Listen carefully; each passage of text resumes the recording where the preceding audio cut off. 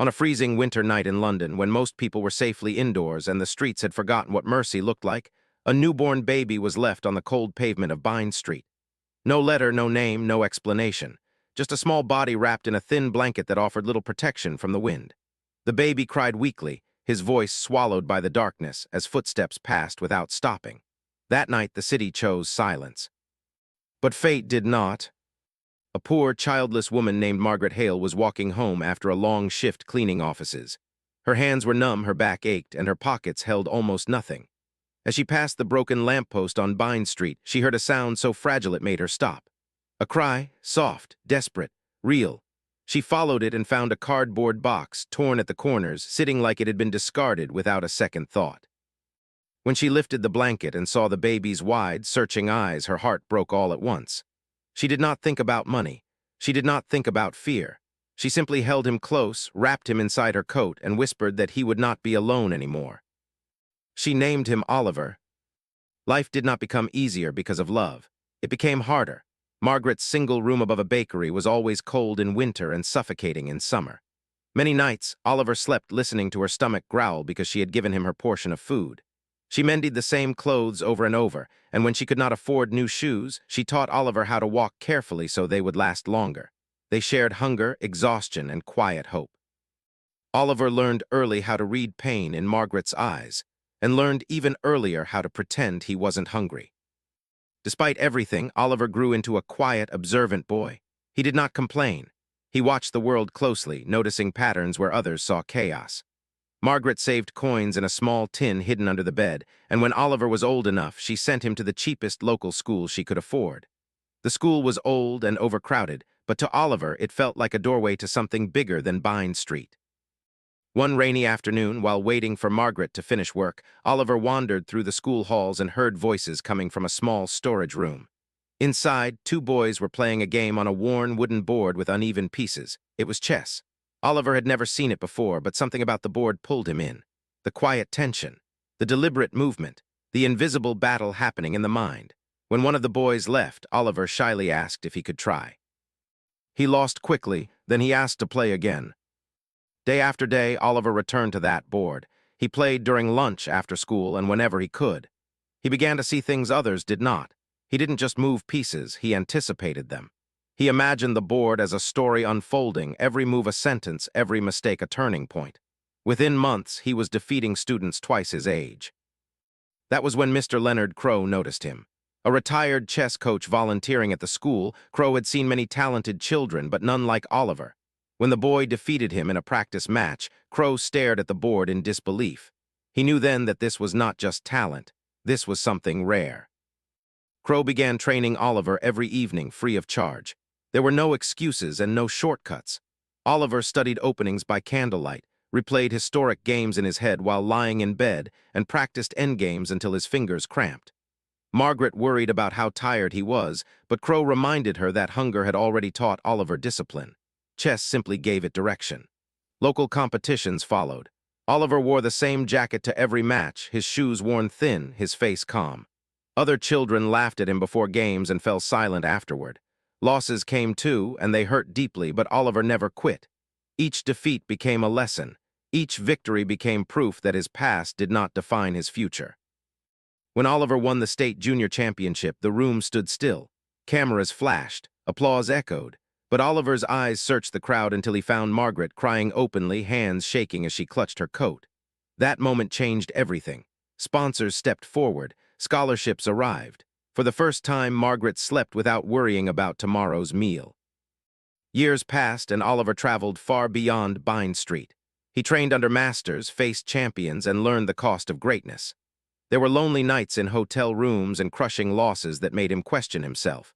But every time doubt crept in, he remembered the cardboard box, the cold streets, and the woman who chose him when the world didn't. At 24, Oliver sat across from the reigning world chess champion. The room was silent, millions watching. The match was long, brutal, and unforgiving. 47 moves in, Oliver saw it. The pattern, the ending. When the final move was played, the champion's king fell and the world erupted. Oliver didn't celebrate wildly. He closed his eyes. He was back on Vine Street, back in Margaret's arms, back in the silence that almost ended his story. During his victory speech, Oliver said only one thing. He said that he was not special because he was smart. He was special because someone refused to walk past him. He dedicated his win to every child who started life with nothing and built chess schools for children who reminded him of himself. Oliver became a world champion, but more importantly, he became proof that even the smallest piece, placed with love and purpose, can change the entire game. As Oliver's victories echoed across the world, the media became obsessed not only with his brilliance but with his beginning. Headlines spoke of the abandoned boy from Vine Street, the orphan who rose from hunger to history. Interviews replayed the same question again and again: who left him there? Miles away, in a small rented room where the past never truly stayed buried, a woman watched one of those interviews in silence. The screen showed Oliver standing calmly beside a chessboard, his name written boldly beneath his face. Oliver. She flinched. That was not the name she had given him, because she had never given him one at all. She recognized him instantly anyway. The eyes were unmistakable, older now, stronger, but still the same child she had placed in a box and walked away from on a freezing night she had tried to forget for decades. She turned off the television, but it was too late. The past had found her. For days, she followed every article, every clip. She learned about Margaret, the poor woman who found him, named him, raised him, starved for him, loved him. With every word, the weight of what she had done grew heavier.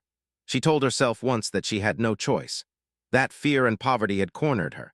But watching Oliver speak with gratitude and grace, she understood something painful. Someone else had made a choice too. And that choice had changed everything.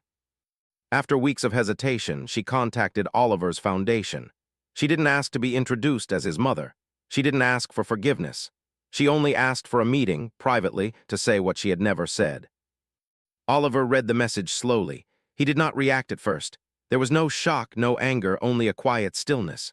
Margaret sat nearby, knitting gently, her presence grounding as always.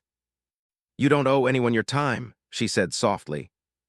"I know," Oliver replied, "but I owe myself peace."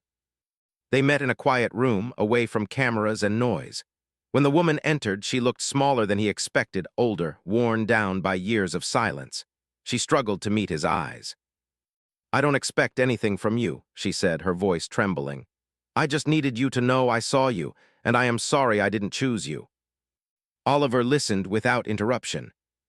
When she finished, the room fell silent. "I didn't have a name when you left me," Oliver said calmly. "I was given one later by someone who stayed." Tears filled her eyes.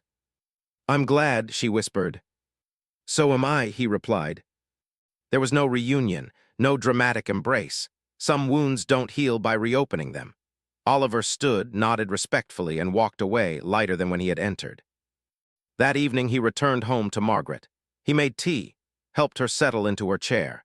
They sat together just as they had when he was a hungry boy with big dreams and no guarantees. She smiled at him, not because he was famous, not because he was a champion, but because he was hers and always had been. Oliver went on to build schools, fund young players, and tell children that where you start does not decide where you end.